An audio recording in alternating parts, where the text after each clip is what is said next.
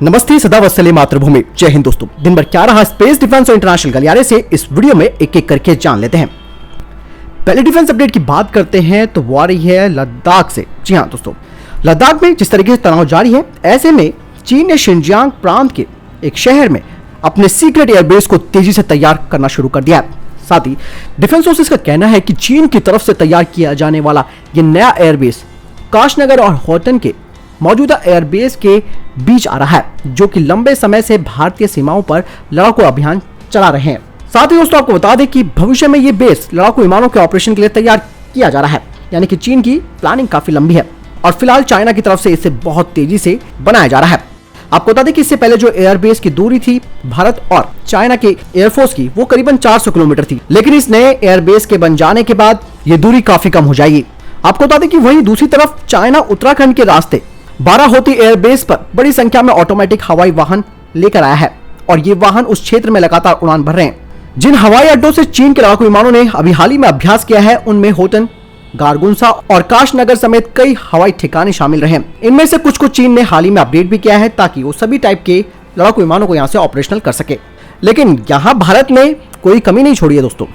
भारत ने भी दूसरी तरफ लेह और अन्य जगह पर अपने हवाई अड्डों को बनाना भी शुरू कर दिया, अपग्रेड भी करना शुरू कर दिया और कई लड़ाकू विमान भी तैनात कर दिए, जो कि लद्दाख में अपने ठिकानों से चीन और पाकिस्तान दोनों का एक साथ मुकाबला कर सकते हैं। अंबाला और हाशिमारा एयरबेस पर राफेल लड़ाकू विमानों की तैनातगी और उनके संचालन ने भी चीन के खिलाफ भारत की तैयारियों को और बढ़ाया। यानी कि दोस्तों चाइना पर अब काफी करीबी से नजर रखने की जरूरत है। जिस तरीके से वो अपने इस नए एयरबेस को तेजी से बना रहा है, तो उसका इरादा ठीक नहीं है। हालांकि जानकारी पहुंच चुकी है भारतीय सेना के पास, प्लानिंग और स्ट्रैटेजी सब तैयार की जा रही है। दोस्तों अगली अपडेट पाकिस्तान की करतूतों को लेकर आ रही है। पाकिस्तान अपनी हरकतों से बाज नहीं आ रहा। पाकिस्तान की तरफ से अटारी वाघा बॉर्डर पर उसने जोरदार धमाका किया है और यही नहीं, इसका वीडियो भी वायरल हो रहा है। इस हादसे के बाद से सुरक्षा एजेंसियां अलर्ट पर है। आपको बता दें कि अटारी वाघा बॉर्डर पर सीमा पर लगी फेंसिंग कई किलोमीटर दूर तक भारतीय जमीन है। इस जमीन पर दूसरी ओर पाकिस्तान का ओपन बॉर्डर है। बीएसएफ की निगरानी में इस इलाके में किसान खेती करने जाते हैं। दोस्तों यहाँ पर यह बताया जा रहा है कि बॉर्डर के इतने नजदीक ये पाकिस्तान की भारतीय एजेंसियों का ध्यान भटकाने की कोई साजिश हो सकती है, यानी कि वो इस तरफ भारत को किसी और मामले में एंगेज कर देगा, तो वहीं दूसरी तरफ वो अपने इन आतंकियों को भारत भेजना शुरू कर सकता है। तो ऐसे में पाकिस्तान के हर कदम पर और उसकी जो सोच है, जहां उसकी खत्म होती है वहां भारत की शुरू होती है, तो ये सारी चीजें चल रही हैं कि वो अगला क्या कर सकता है और कहां से क्या नई हरकत को अंजाम दे सकता है। बढ़ते अगले अपडेट की तरफ, जो कि भारतीय सेना को लेकर आ रही है। आपको बता दें कि भारत सरकार ने डिफेंस लैंड रिफॉर्म की दिशा में एक बड़ा कदम उठाते हुए नए नियमों को मंजूरी दे दी है। इसके अंतर्गत सशस्त्र बलों से सार्वजनिक परियोजना या अन्य गैर सैन्य गतिविधि के लिए खरीदी गई जमीन के बदले समान मूल्य के बुनियादी ढांचे के विकास की अनुमति दी जाएगी।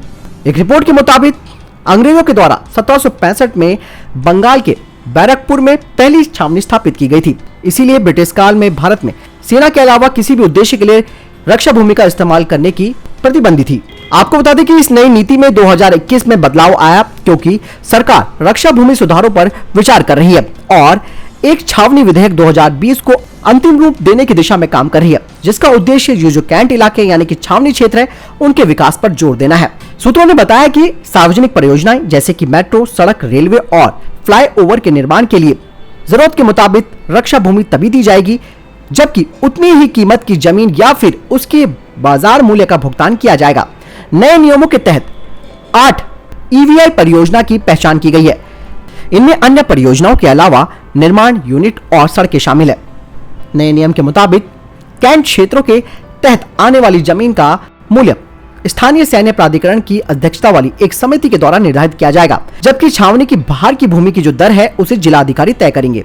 यानी कि अंग्रेजों के इस डिफेंस लैंड पॉलिसी में बदलाव लाया जा रहा है और इस डिफेंस लैंड का इस्तेमाल कई तरीके के कार्यों में किया जाएगा, लेकिन उसके बदले सामान्य मूल्य की या तो इंफ्रास्ट्रक्चर बना के दिया जाएगा सेना को, या फिर कहीं और उतने ही मूल्य की जमीन उन्हें प्रोवाइड कराई जाएगी। यानी कि अंग्रेजों के इन कानूनों को धीरे धीरे खत्म किया जा रहा है। बढ़ते हैं अगले अपडेट की तरफ, जो कि इंडियन मल्टी रोल हेलीकॉप्टर्स को लेकर आ रही है। आपको बता दें कि भारत का स्वदेशी Indian multi role helicopter programme November से शुरू हो जाएगा और इस प्रोजेक्ट के लिए HAL 10,000 करोड़ रुपए के सैंक्शन के लिए CCS के पास जाएगा, यानी कि कैबिनेट ऑन सिक्योरिटी के पास। तीनों सर्विसेज के लिए इंडियन मल्टी रोल हेलीकॉप्टर बनाया जाना है और इनमें से इंडियन नेवी के लिए अलग तरीके का इंडियन मल्टी रोल हेलीकॉप्टर बनाया जाएगा, जिसकी स्पेसिफिकेशन भारतीय नौसेना ने HAL को दे दी है। लेकिन दोस्तों ऐसा माना जा रहा है कि इस प्रोजेक्ट के लिए जो पैसे सेंक्शन होने हैं 10,000 करोड़ रुपए, वो 2022 तक ही सीसीएस मंजूर कर सकता है। लेकिन इस बीच समय बर्बाद नहीं होगा।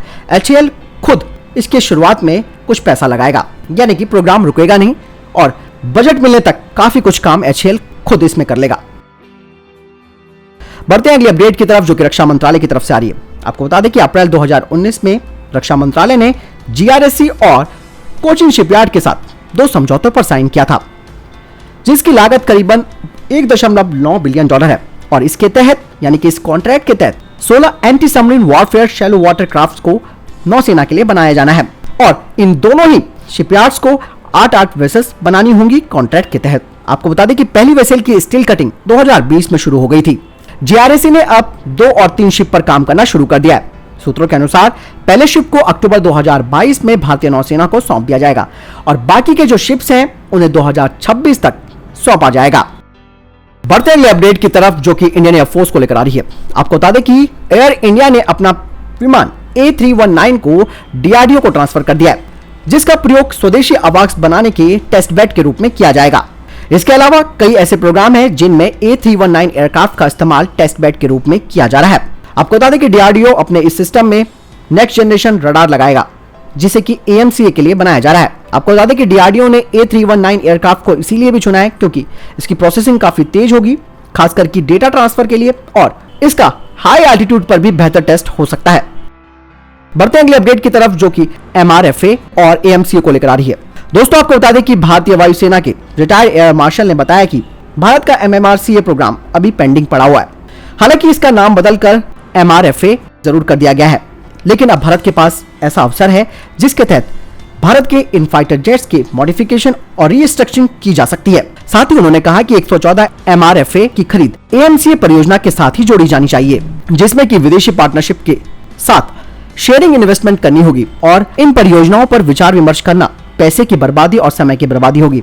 साथ ही एचएएल को MRFA के लिए रीस्ट्रक्चरिंग पॉलिसी पर काम करना होगा और इसके लिए 2 प्रोटोटाइप उसको बनाने होंगे, जिसमें कि उसे ये काम प्राइवेट पार्टनरशिप के साथ मिलकर करना होगा। जिसमें उन्होंने आगे बताया कि एचएएल की बेंगलुरु डिवीजन को तेजस और TEDBF पर फोकस करना होगा और नासिक डिवीजन को MRFA प्रोग्राम के लिए अलग से वहां पर नए फाइटर जेट्स बनाने चाहिए प्राइवेट कंपनीज के साथ मिलकर। हालांकि दोस्तों उन्होंने कहा भी ठीक है, क्योंकि जितना इस पर विचार विमर्श किया जाएगा उतना पैसे की और समय की दोनों की बर्बादी होगी। ऐसे में प्राइवेट पार्टनरशिप को तेजी से आगे लाना होगा MFRA प्रोग्राम के लिए भी, ताकि भारत को 114 जो फाइटर जेट चाहिए उनकी कमी जल्द से जल्द पूरी हो सके। बढ़ते हैं अगले अपडेट की तरफ, जो कि रशिया को लेकर आ रही है। दरअसल दोस्तों रशिया का ये जो single engine still fighter jet है उसकी मार्केटिंग कुछ ज्यादा ही हो गई है और ऐसे में अब कई तरीके के कमेंट्स इसको लेकर आ रहे हैं। खास करके जो वेस्टर्न मीडिया है उनका कहना है कि रूस ने यह डिजाइन अमेरिका के फाइटर जेट की कॉपी करके बनाया है, लेकिन दूसरी तरफ भारत की तरफ से यह कहा जा रहा है कि रशिया के इस फाइटर जेट को बनने में भी कम से कम 10 साल लगेंगे। वहीं दूसरी तरफ रशिया ने कहा है कि वो इस फाइटर जेट को उन देशों को बेचेंगे जिनको अमेरिका F-35 नहीं बेच सकता, और रशिया के कई ऐसे दोस्त हैं जो कि इस फाइटर जेट को खरीदने में उत्सुक हैं। हाल ही में रशिया की तरफ से इस फाइटर जेट की कुछ नई तस्वीरें जारी की गई हैं, जिसमें कि इस फाइटर जेट के इंफ्रारेड सेंसर्स को दिखाया गया है, जो कि कुछ हद तक F-35 के इलेक्ट्रो ऑप्टिकल टारगेटिंग सिस्टम की तरह है, जिसे कि F-35 के फ्यूजलेस के नीचे माउंट किया गया है। हालांकि दोस्तों कॉपी करने वाली बात जो है वो कहीं ना कहीं गलत इसीलिए भी है कि कई बार अगर हम गणित में भी कोई इक्वेशन को सॉल्व करते हैं जिसमें कि कुछ वैल्यूज को उसी जगह पर रखा जाता है जहां से ये आगे ये क्वेश्चन सॉल्व हो सके, तो ऐसे में ये कोई दो राय नहीं है कि रशिया ने कोई कॉपी करके बनाया है या फिर ये केवल और केवल अनुमान है, हकीकत इससे परे है। आपको क्या लगता है इस बारे में? कमेंट सेक्शन में लिखकर जरूर बताएं। तो दोस्तों ये थे अभी तक के टॉप डिफेंस और स्पेस अपडेट। वीडियो के संबंध में कोई प्रश्न जवाब है, आपका कोई सवाल है, कमेंट सेक्शन में लिखकर जरूर पूछ सकते हैं। बिना इस वीडियो के लिए इतना ही, मिलता हूं नई वीडियो के साथ। नमस्कार, जय हिंद, जय भारत।